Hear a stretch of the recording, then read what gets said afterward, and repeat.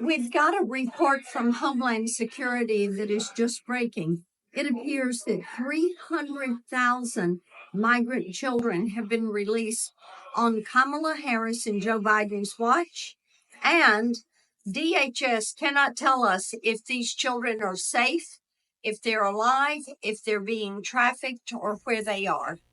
That was Senator Marsha Blackburn talking about a bombshell report from the Director General of the Department of Homeland Security, which claims that nearly 300,000 migrant children are missing in the U.S. The 14-page report states that U.S. Immigration and Customs Enforcement, or ICE, hasn't been able to locate over 291,000 migrant children, UCs, who were released to sponsors as of May 2024.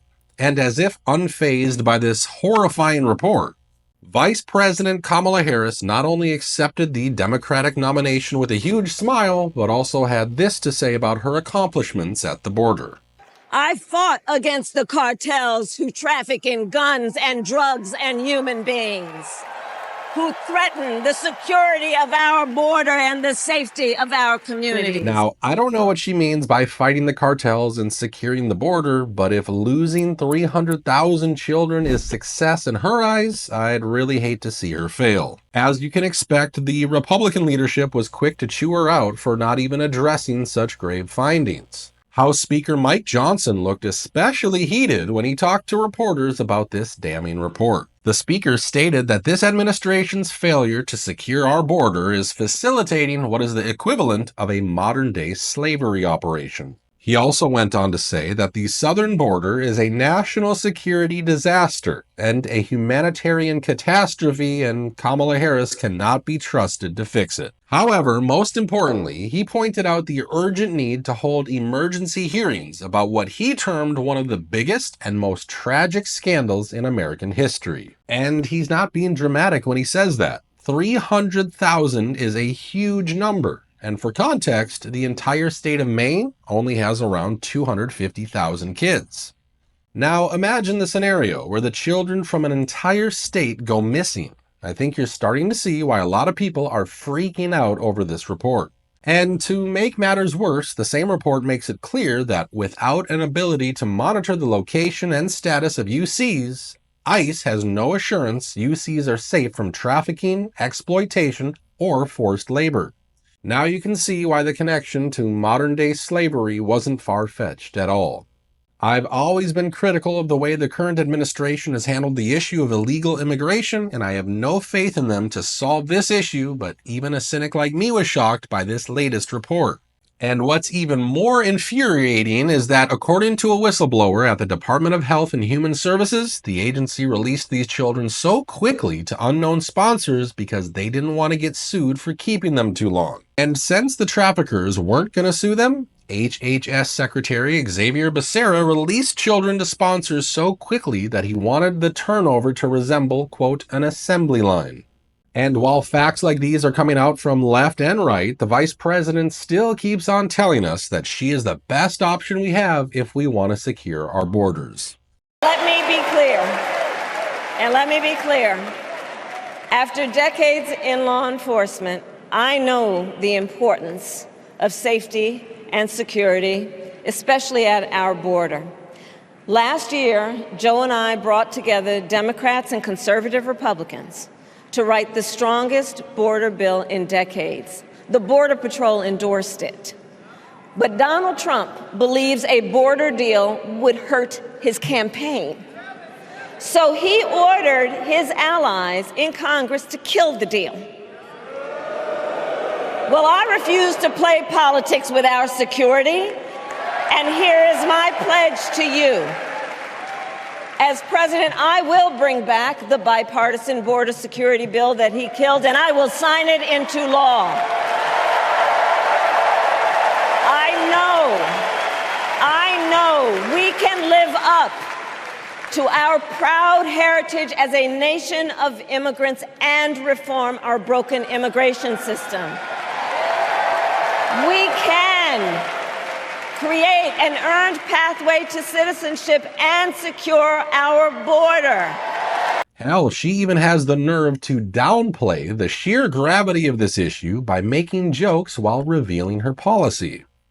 Donald Trump, on the other hand, has been talking a big game about securing our border, but he does not walk the walk.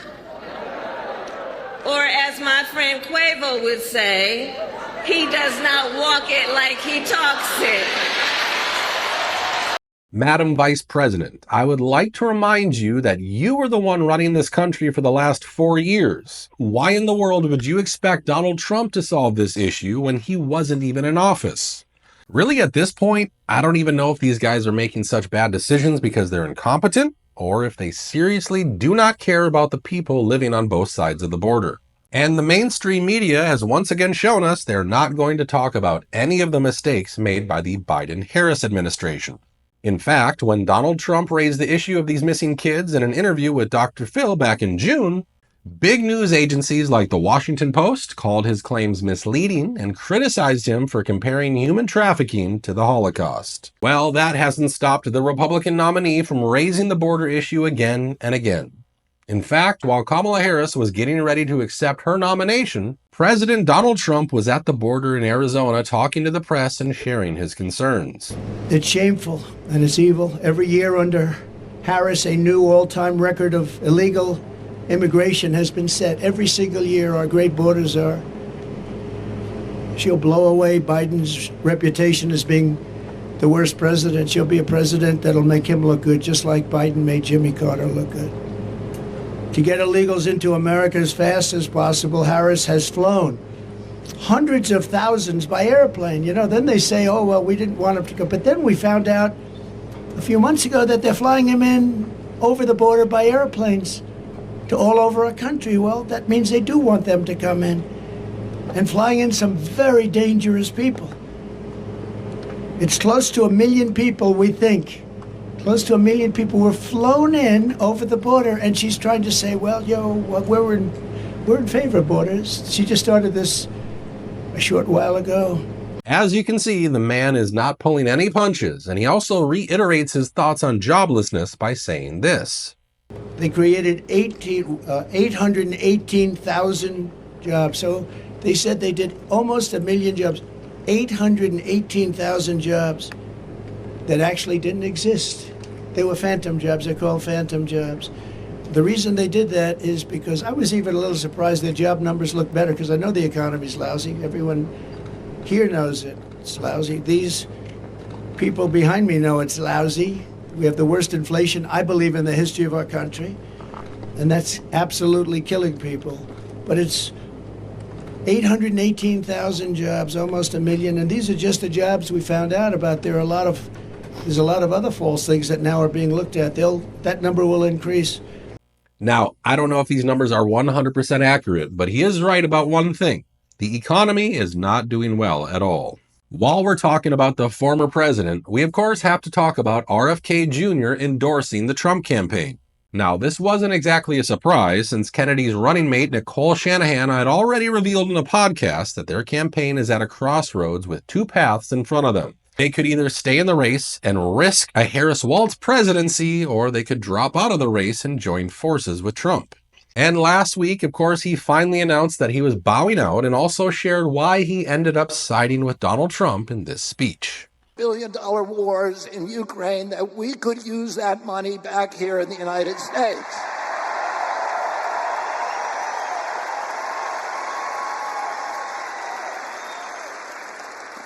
And the best way to build a safe America is to rebuild our industrial base and rebuild the middle class in this country. And don't you want a president who's going to get us out of the wars and who's going to rebuild the middle class in this country?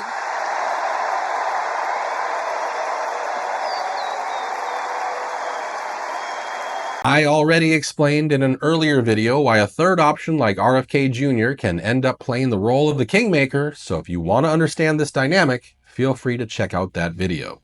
Essentially, the votes that RFK will bring to the Trump camp will help him win in states like Wisconsin, where the election was decided by only 20,000 votes. That's exactly why Donald Trump has suddenly changed his tone about RFK Jr. Back in May, he was calling RFK Jr. the dumbest member of the Kennedy clan. Now, however, he had this to say about the man.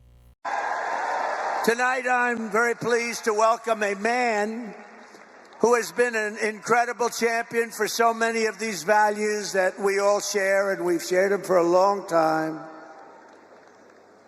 I don't think too many of you people have heard of him. He's very low-key.